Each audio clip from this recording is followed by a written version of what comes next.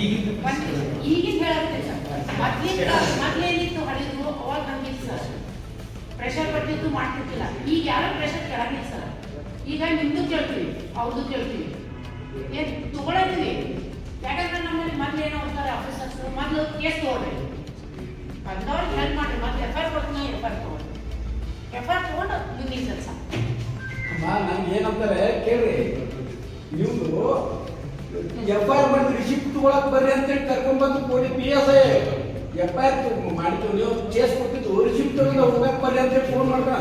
ಒಬ್ಬ ನನ್ನ ಮನೆಯಾಗಿನ DSP ಸ್ವತಃ ಮನೆಯಾಗ PSI ಕೇಳ್ತಾನ, ಹೋಗಕ್ಕೆ ಅಂತ ಕೇಳ್ತಾನ ಏನ್ರಿ. ಹೋದ ನಂತರ ನೀವು ಅವ್ರ ಮೇಲೆ ಅರ್ಜಿ ಕೊಟ್ಟಿದ್ರಿ, 11-12 ಗಂಟೆ ಕುಣಿಸ್ತಾರ್ರಿ. ನೀವು ಅವ್ರ ಮೇಲೆ ಅರ್ಜಿ ಕೊಟ್ಟಿದ್ರಿ, ನಿಮ್ಮ ಮೇಲೆ ಅವ್ರ ಅರ್ಜಿ ಕೊಟ್ಟಿದ್ದಾರೆ, ಕುಂದ್ರಿ ಅವ್ರನ್ನು ಕುಣಿಸಿ ನೀವು ಕುಂದ್ರಿ ಅಂತ ಕುಣಿಸ್ಬಿಡ್ತಾರೆ. ಇದು ಆಗಿದೆ ಜ್ವಲಂತ ಘಟನೆ ನನಗೇನೆ. ಈಗ ಹಂಗಿಲ್ಲ ಸರ್. ಈಗ ನೀವು ಕೊಟ್ಟರಂತ ಹೋಗ್ಬೇಕು, ಅವ್ರು ಕೊಟ್ಟರಂತ ತಗೊಳ್ಬೇಕು, ಇಬ್ರು ತಗೊಳ್ಬೇಕು ಸರ್. 2018 ಅಮೆಂಡ್ಮೆಂಟ್ ಯಾರಿಗೆ ಗೊತ್ತದ ಗೊತ್ತಿಲ್ಲ. ತಿದ್ದುಪಡಿ ಆದ ತಕ್ಷಣ ಈ ಕಾಯ್ದೆ ಒಳಗಡೆ 18A ಅಂತ ಅಮೆಂಡ್ಮೆಂಟ್ ಮಾಡ್ತಾರೆ. ಅದರೊಳಗಡೆ ಮೊದಲಿಗೆ DYSP ಅಪ್ರೂವಲ್ ತಗೋಬೇಕಂತ ಅರೆಸ್ಟ್ ಮಾಡ್ತಿದ್ರು ಅಥವಾ FIR ಮಾಡಿದ್ರು. ಈಗ ಅಂಥದ್ದೇನೋ ಅಪ್ರೂವಲ್ ತಗೋಬೇಕಂತ ಎಲ್ಲೂ ತೋರಿಸಿದ್ರು. ಸೊ ಅದನ್ನು ತಿಳುವಳಿಕೆ ಇರುತ್ತೆ ಅಷ್ಟೇ. ಆ ತಿಳುವಳಿಕೆ ಇದ್ದಾಗ ನೀವು ಅದನ್ನ ಏನಾದರೂ ಒಂದು ಮಾಹಿತಿ ಕೊಟ್ಟರೆ it's duty of the police. Correct ಅದ ಸರ್. ಮತ್ತೊಂದು ಬರೀ ಜಾತಿ ನಿಂದನೆ ಅಂತ ಹೇಳಿ ವರ್ಡ್ ಬರಬೇಕಂತಿಲ್ಲ. ಕೆಲವೊಂದಿಷ್ಟು ಅಫೆನ್ಸಸ್ ಅದಾವೆ IPC ಒಳಗಡೆ. ಆ ಅಫೆನ್ಸಸ್ ನಮ್ಮ ಅಗೇನ್ಸ್ಟ್ ಆದ್ರೆ, SC ST ಅಗೇನ್ಸ್ಟ್ ಆದ್ರೆ ಅದು ಸಹಿತ ಅಟ್ರಾಸಿಟಿನ. ಅದ್ರ ಬಗ್ಗೆ ನಿಮಗೆ ಅವೇರ್ನೆಸ್ ಇರಬೇಕು. ಬರೀ ಜಾತಿ ಹೆಸರು ಬೈದ ಮಾಡಿದ್ರೆ ಅಟ್ರಾಸಿಟಿ ಅಂತ ಹೇಳಿ ಈ ಬಹಳಷ್ಟು ಜನರಿಗೆ ಓದ್ಯಾರಿಗೂ ಯಾರು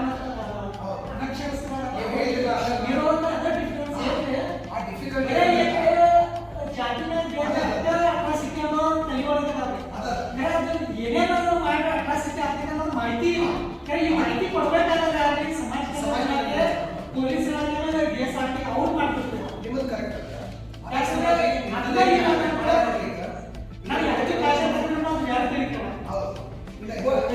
ಸೊಲ್ಯೂಷನ್ ಏನಂದ್ರ ಪ್ರತಿ ಹಳ್ಳಿನಲ್ಲಿ ಒಂದು ಪೊಲೀಸ್ ಇಲಾಖೆ, ನಮ್ಮ ಸಮಾಜ ಕಲ್ಯಾಣ ಇಲಾಖೆ, ಆ ಸಂಘಟನೆಗಳು ಆ ಹಳ್ಳಿ ಅಲ್ಲಿ ಜನರನ್ನು ಕೂರಿಸಿ ಗ್ರಾಮ ಸಭೆ ಮಾಡ್ತಿರಲ್ಲ, ನಮ್ಗೆ ಕಾಲೋನಿಗಳಲ್ಲಿ ಪೊಲೀಸ್ ಇಲಾಖೆ, ಸಮಾಜ ಕಲ್ಯಾಣ ಇಲಾಖೆಯವರು ಮತ್ತು ನ್ಯಾಯಾಲಯ ಹೋಗಿ ಅವ್ರಿಗೆ ಕಾನೂನು ಅರಿವನ್ನು ಮೂಡಿಸಿದ್ರೆ ಅಂತಂದ್ರೆ ಇನ್ನಷ್ಟು ಪರಿಣಾಮಕಾರಿಯಾಗಿ ಈ ಕಾಯ್ದೆಯನ್ನು ಇಂಪ್ಲಿಮೆಂಟ್ ಆಗ್ತದೆ.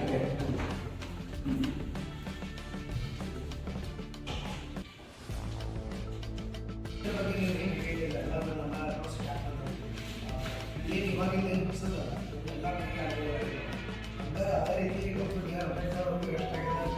ಅವ್ರು ಯಾವ ರೀತಿ ಫೇಸ್ ಮಾಡಿದ್ದಾರೆ, ಯಾರಾದರೂ ಇದರಲ್ಲಿ ವೇಟಿಂಗ್ ಫಾರ್ ವೀಸಾ ಅಂತ ಹೇಳ್ಕೊಂಡು ಹೋಗ್ತಾರೆ.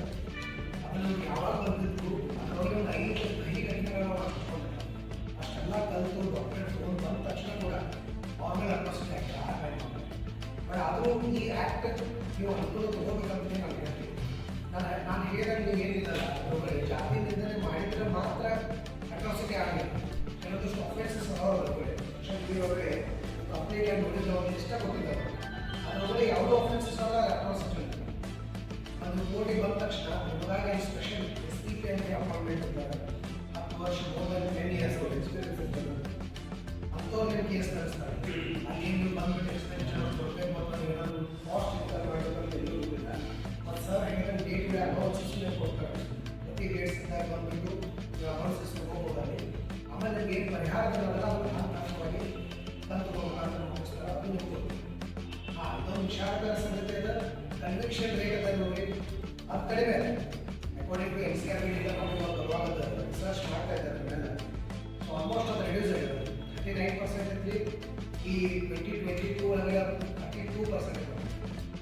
ಆ ಒಂದು ಅದನ್ನು ನಾವು ಮಾಡಬೇಕಾಗ್ತದೆ. ಮಾಡ್ತಾರೆ ಅದಾಗಲಿ ಅಂತ ಹೇಳಿ ನಾವು ಆಶಿಸ್ತೀವಿ.